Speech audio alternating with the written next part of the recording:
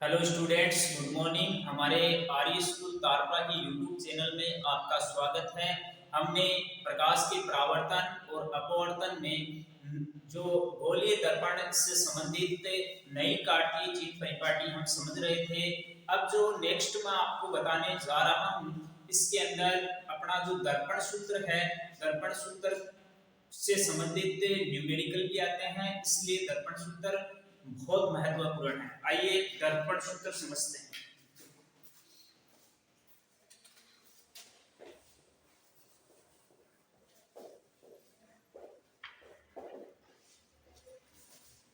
दर्पण सूत्र में सबसे पहले हम बात करें कि गोलीय दर्पण में इसके ध्रुव से गोलीय दर्पण में इसके ध्रुव से बिंब की दूरी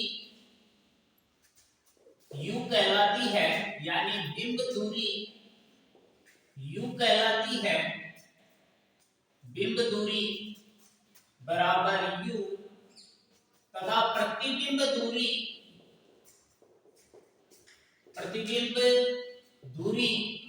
v कहलाती है तथा ध्रुव से, ये सभी दूरियां हमने नई कार्तीय चिन्ह परिपाटी में हमने समझा है कि सभी दूरियां ध्रुव से मापी जाती हैं। बिंब दूरी u, प्रतिबिंब दूरी v तथा फोकस दूरी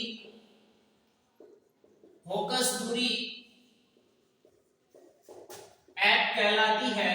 इसके अनुसार अपना जो दर्पण सूत्र है वो 1/u प्लस 1/v बराबर 1/f। इससे ज्ञात होता है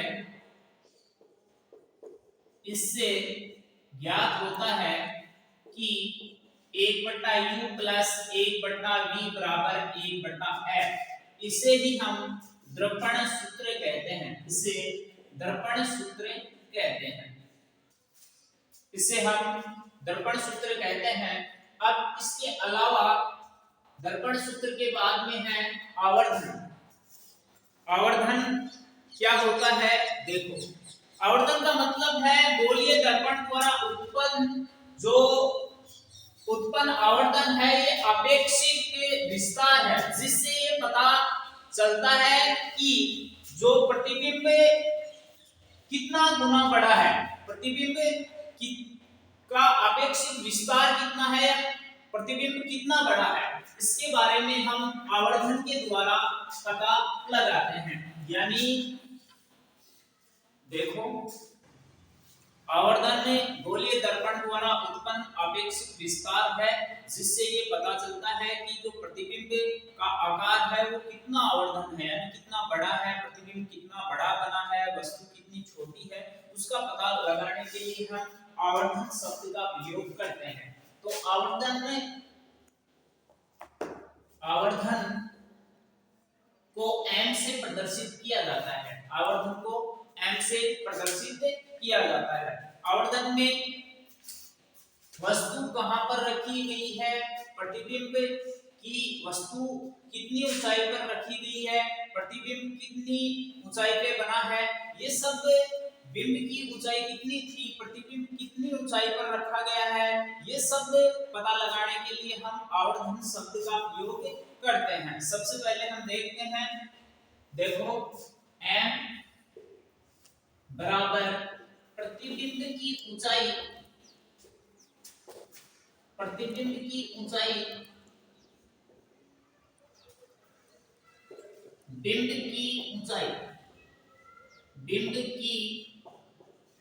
ऊंचाई, प्रतिबिंब की ऊंचाई, बिंब की ऊंचाई, जिसे h डैश अपॉन h कहा जाता है। h डैश अपॉन h, इसे हम जानते हैं कि जो प्रतिबिंब की ऊंचाई थी उसको हमने v लिया था, इसलिए इसे v बटा u भी लिख सकते हैं। इसको अगर मैं शॉर्टकट में लिखना चाहूं तो m बराबर v बटा u भी लिख सकता हूं, या m बराबर h डैश अपॉन h। इससे प्रतिबिंब की ऊंचाई और प्रतिबिंब की ऊंचाई का पता चलता है। ये आवर्धन का अर्थ ही यानी आवर्तन का मतलब है बड़ा, आवर्तन का मतलब है बड़ा, यानी प्रतिबिंब है वो कितना बड़ा है, बिंब कितनी ऊंचाई पर रखा गया है, इसका पता लगाने के लिए हम आवर्तन शब्द का प्रयोग करते हैं। इसके बाद में मैं आपको प्रकाश का परावर्तन को समझने के पश्चात हम प्रकाश का अपवर्तन को समझा रहा हूं। प्रकाश के परावर्तन को समझने के बाद प्रकाश का अपवर्तन देखो, प्रकाश का अपवर्तन प्रकाश का अपवर्तन देखो, प्रकाश का अपवर्तन में ये एक आयताकार स्लैब है, एक मिनट, आयताकार स्लैब, प्रकाश का अपवर्तन क्या होता है चित्र के माध्यम से समझाऊंगा मैं। देखो, ये एक कांच का आयताकार स्लैब है, कांच का आयताकार स्लैब,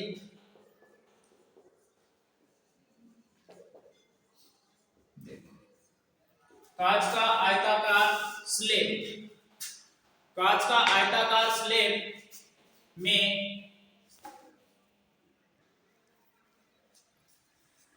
प्रकाश का अपवर्तन को हम समझ रहे हैं। प्रकाश के अपवर्तन में ये कांच का आयताकार स्लैब में कैसे प्रकाश की किरण गुजरती है। हम जानते हैं कि दो माध्यम होते हैं, एक विरल माध्यम होता है और एक सघन माध्यम होता है।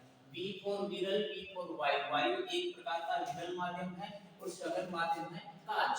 जैसे प्रकाश की किरण देखो, जब प्रकाश की किरण एक माध्यम से दूसरे माध्यम में प्रवेश करती है, एक माध्यम से दूसरे माध्यम में प्रवेश करती है, तो प्रकाश का अपवर्तन की डेफिनेशन यानी परिभाषा दे रहा हूं। जब प्रकाश की किरण एक माध्यम से दूसरे माध्यम में प्रवेश करती है तो वह किसी दर्पण की सतह से या किसी दर्पण की सतह से टकराकर वह थोड़ी सी अभिलंब की ओर झुक जाती है। दोबारा से इस परिभाषा को मैं अन्य शब्दों में कहूं कि जब प्रकाश की किरण एक माध्यम से दूसरे माध्यम में प्रवेश करती है तो वह अपने पथ से विचलित हो जाती है या अपने पथ से भटक जाती है, थोड़ी सी अपने अभिलंब की ओर झुक जाती है। इसे प्रकाश का अपवर्तन कहते हैं। प्रकाश के अपवर्तन में जैसे मैं समझाना चाहूं तो ये आपतित किरण है, ये क्या है, आपतित किरण है, और ये परावर्तित किरण है। ये क्या है, यहाँ पर हम परावर्तित किरण नहीं कहेंगे, अपवर्तित किरण कहेंगे। प्रकाश जब ये हम जानते हैं आपतित किरण और ये अपवर्तित किरण है, ये अपवर्तित किरण जब प्रकाश की किरण एक माध्यम से दूसरे माध्यम में प्रवेश करती है तो थोड़ी सी ये इसका अभिलंब है, अभिलंब से इधर झुक जाती है, अभिलंब की ओर झुक जाती है। ये सीधी ना जाकर थोड़ी सी अभिलंब की ओर झुक जाती है या थोड़ी सी अपने पथ से विचलित हो जाती है। इसे प्रकाश का अपवर्तन कहते हैं। जैसे फॉर एग्जांपल जैसे पेंसिल का मुड़ा हुआ दिखाई देना, जैसे पेंसिल का मुड़ा हुआ दिखाई देना, जैसे पेंसिल का मुड़ा हुआ दिखाई देना,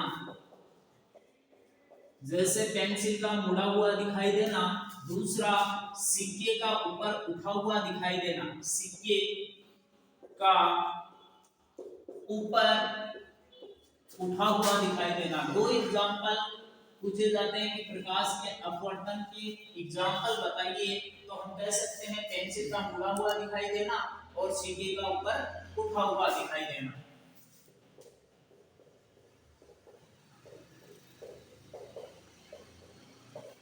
ये दो एग्जांपल हो गए। प्रकाश के अपवर्तन में हम समझ रहे हैं कि कैसे प्रकाश की किरण थोड़ी सी मुड़ जाती है। ये इसके एग्जाम्पल थे। इसके बाद में है प्रकाश के अपवर्तन के नियम। प्रकाश के अपवर्तन के नियम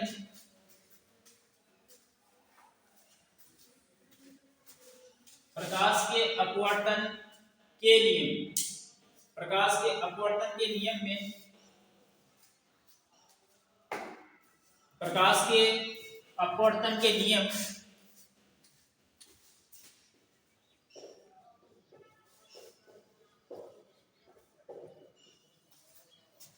देखो, पहला नियम, नियम नंबर 1।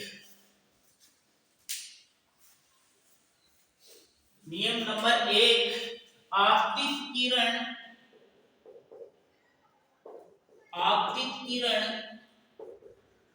अपवर्तित व अपवर्तित किरण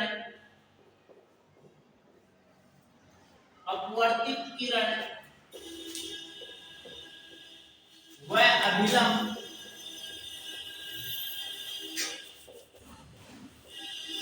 आपतित किरण, अपवर्तित किरण व अभिलंब तीनों एक ही तल में होते हैं। तीनों एक ही तल में होते हैं। तीनों एक ही तल में होते हैं। नंबर 2, आपतन कोण की ज्या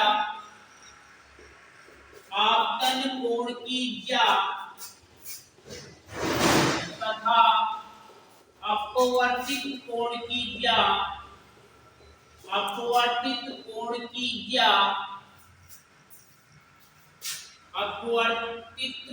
की ज्या सदैव एक नियतांक होती है। सदैव एक नियतांक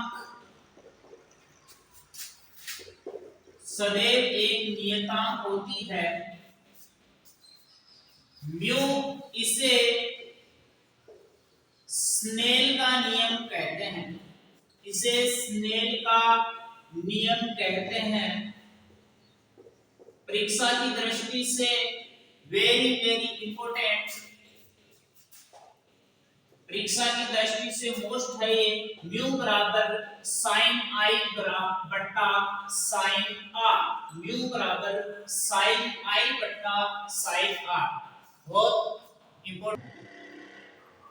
प्रकाश का अपवर्तन के नियम में आपतित किरण, अपवर्तित किरण व अभिलंब तीनों एक ही तल में होते हैं।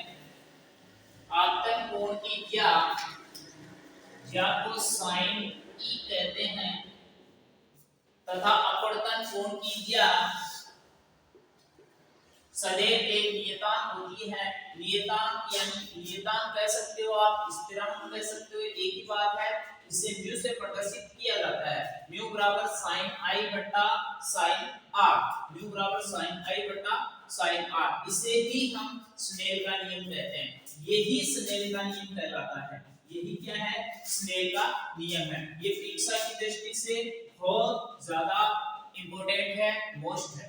आगे हम अपवर्तनांक पढ़ते हैं। अपवर्तनांक क्या होता है? देखो,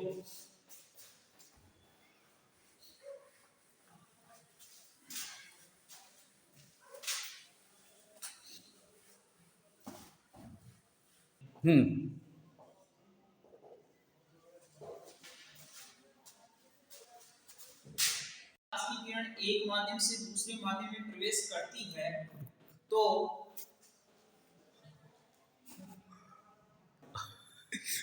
अब आदत हम अध्ययन कर चुके हैं कि जब प्रकाश की किरण जब तिरछी गमन करती है, एक माध्यम से दूसरे माध्यम में, पारदर्शी माध्यम में प्रवेश करती है, तो वह थोड़ी सी, ये एक माध्यम से दूसरे माध्यम में प्रवेश करती है तो अपनी दिशा में परिवर्तन कर लेती है। और वो दिशा में परिवर्तन कितना होता है, यानी कितनी दिशा परिवर्तित होती है, इससे हम अपवर्तनांक कहते हैं।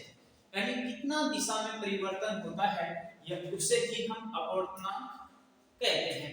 यानी इसकी अगर मैं माध्यम का निरपेक्ष अपवर्तनांक, माध्यम का निरपेक्ष माध्यम का निरपेक्ष अपवर्तनांक,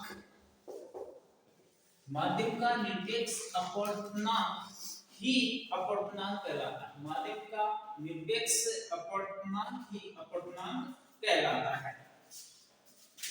अपवर्तनांक केवल अपवर्तनांक कहलाता है, केवल अपवर्तनांक कहलाता है।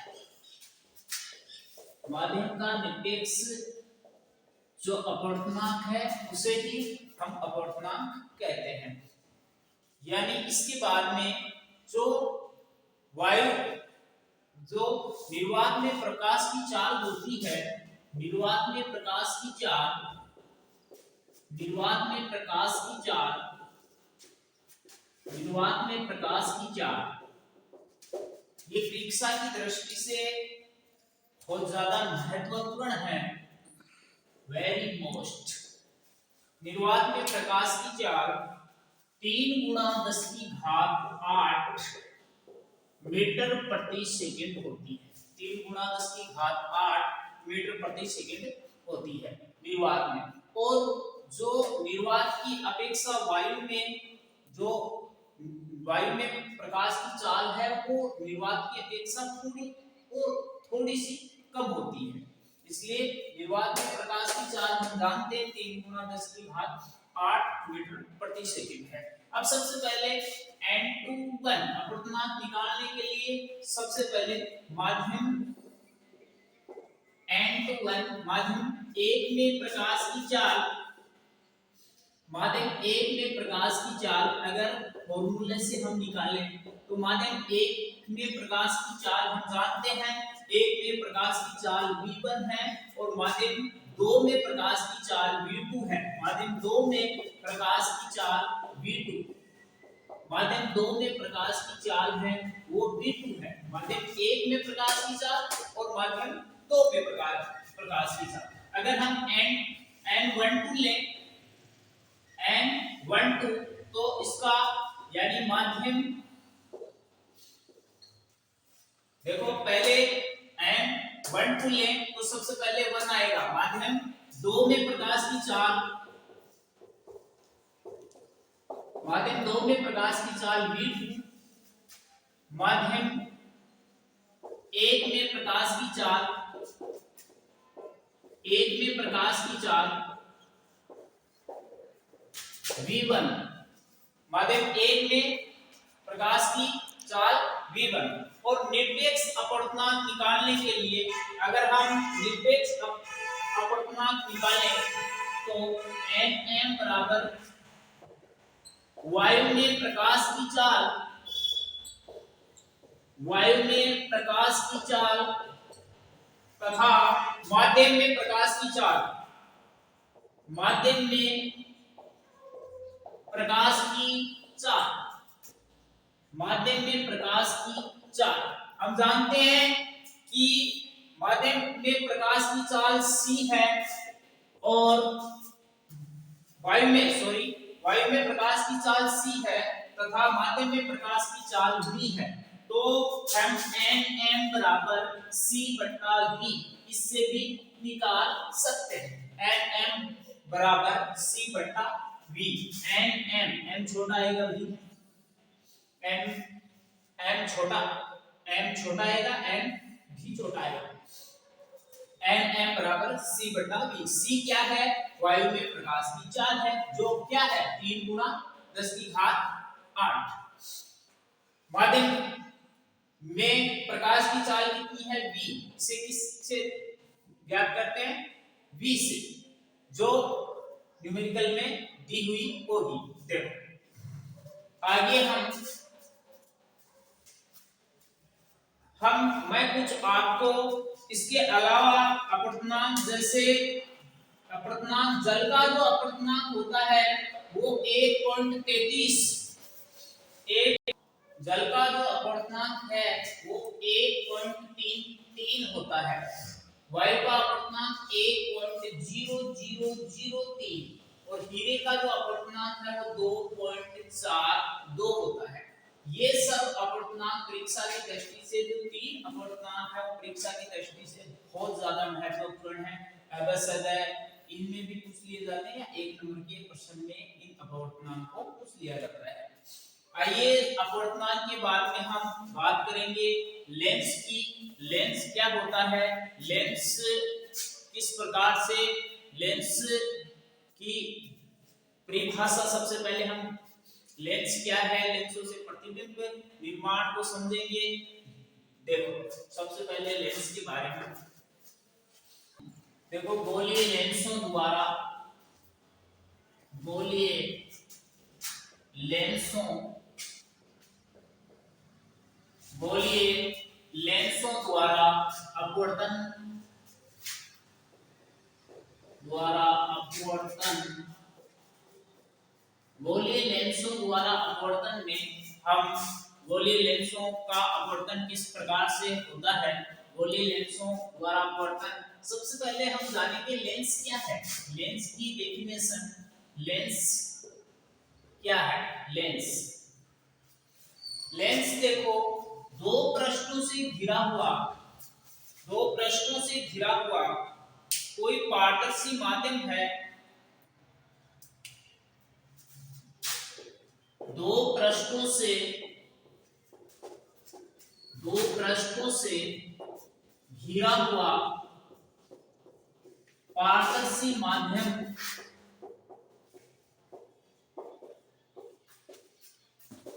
दो पृष्ठों से घिरा हुआ पारदर्शी माध्यम जिसके दोनों पृष्ठ, जिसके दोनों पृष्ठ, जिसके दोनों पृष्ठ गोलीय हो, गोलीय हो, दो पृष्ठों से घिरा हुआ पारदर्शी माध्यम है जिसके दोनों पृष्ठ गोलीय हो, लेंस कहलाता है, गोलीय हो लेंस कहलाता है, गोलीय हो लेंस कहते हैं। देखो लेंस दो प्रकार के होते हैं, लेंस दो प्रकार के होते हैं, उत्तल लेंस और अवतल लेंस, उत्तल लेंस, अवतल लेंस, अवतल लेंस और लेंस दो प्रकार के हैं, उत्तल लेंस, अवतल लेंस। इसको कॉन्वेक्स, एक को कॉन्वेक्स कहते हैं, एक को कॉन्वेक्स इंग्लिश में। उत्तल लेंस को हिंदी में अभिसारी लेंस भी नाम है, इसका दूसरा नाम अभिसारी लेंस, इसका दूसरा नाम अपसारी लेंस, अपसारी लेंस। गोलीय लेंस,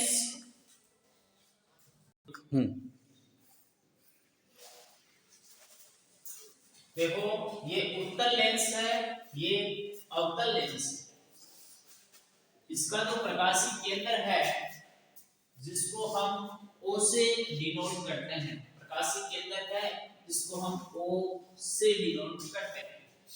सबसे पहले हम बात कर रहे हैं ये क्या करता है, उत्तल लेंस, ये प्रकाश की किरणों को, जैसे ये उत्तल लेंस है, एक मिनट, उत्तल लेंस है, उत्तल लेंस है, ये प्रकाश की किरणों को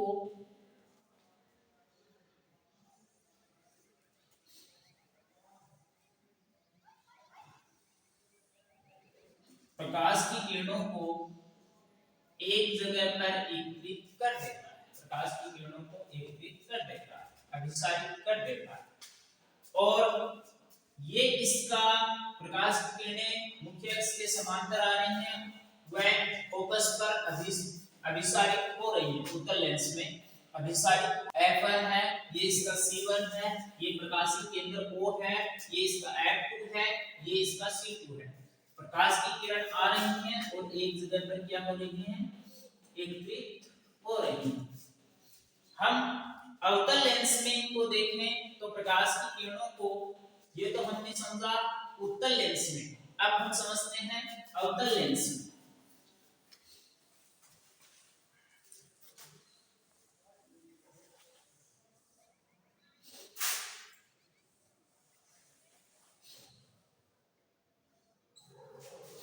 अब प्रकाश की किरणों को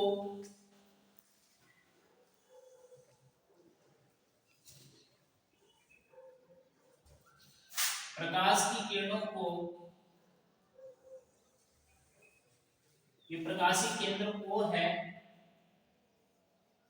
और ये पीछे F1 पर मिलेगी, F1 पर मिलती हुई प्रतीत होगी। ये इसका F2, ये इसका C1 और ये C2। जब प्रकाश की किरण इसमें सारी जो अवतल लेंस में प्रकाश की किरणों को अपसरित किया गया है, क्या किया गया है? अपसरित किया गया है।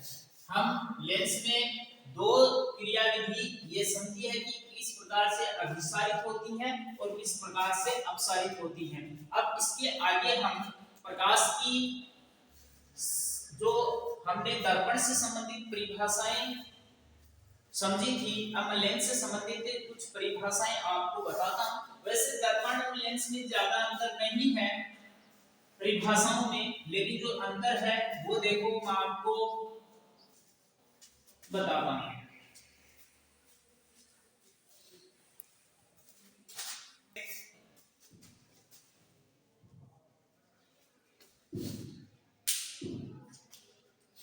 नाम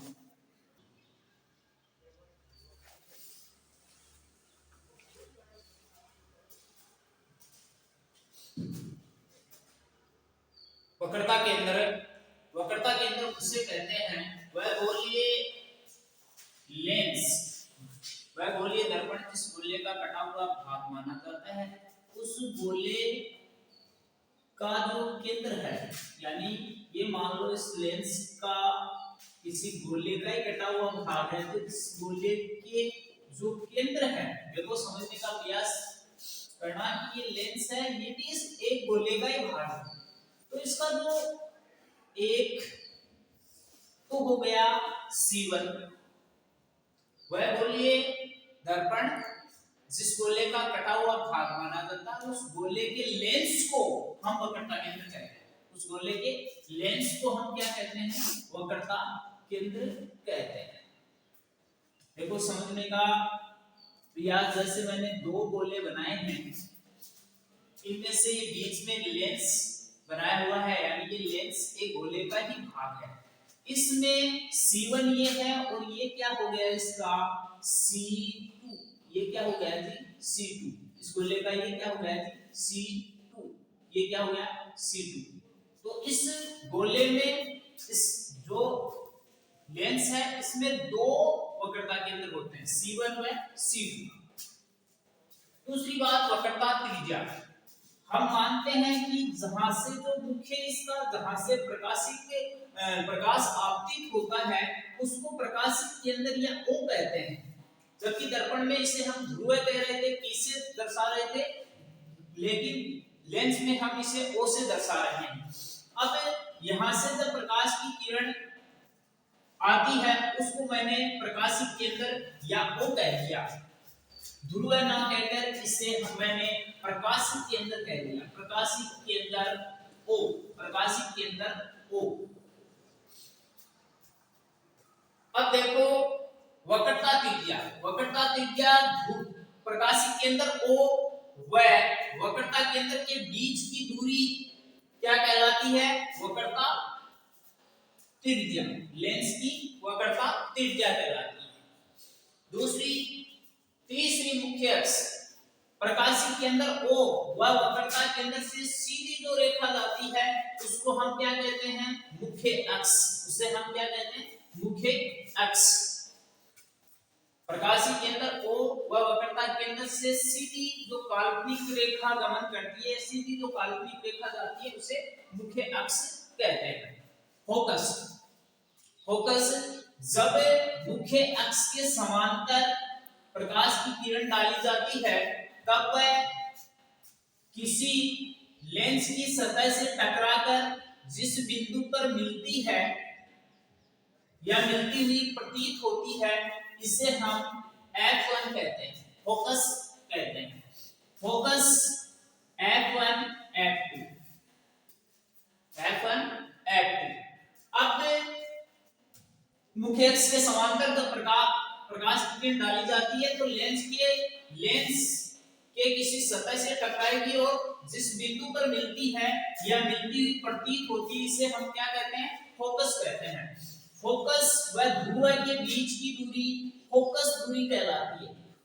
फोकस व ध्रुव के बीच की दूरी फोकस दूरी कहलाती है। द्वारक देखो, वह लेंस जिसका परावर्तक पृष्ठ की जो सीमा रेखा है वो उसका द्वारक कहलाता है। तो इसकी सीमा रेखा इस लेंस की यहां से लेकर यहां तक ये सीमा रेखा हो गई, तो ये क्या हो गया? इसका द्वारक। तो ये इसका M और ये इसका N, इसे M N से प्रदर्शित करते हैं। इस प्रकार से हमने गोलीय लेंसों द्वारा अपवर्तन संबंधित जो परिभाषाएं थी वो हमने समझ ली है। इसके बाद हम अगले वीडियो में लेंस की क्षमता क्या होती है तथा लेंसों द्वारा प्रतिबिंब निर्माण किस प्रकार से होता है, लेंसों के प्रतिबिंब निर्माण को समझाएंगे तथा जो महत्वपूर्ण प्रश्न इस जो परीक्षा 2024 की दृष्टि से बहुत ज्यादा महत्वपूर्ण है, बीच-बीच में मैं इंपॉर्टेंट लगाकर चल रहा हूं, लेकिन मैं इस पार्ट का जो मुख्य इंपॉर्टेंट प्रश्न है वो लास्ट के वीडियो में जरूर बताऊंगा, इसलिए आप देखना ना भूलें। जय हिंद, जय भारत।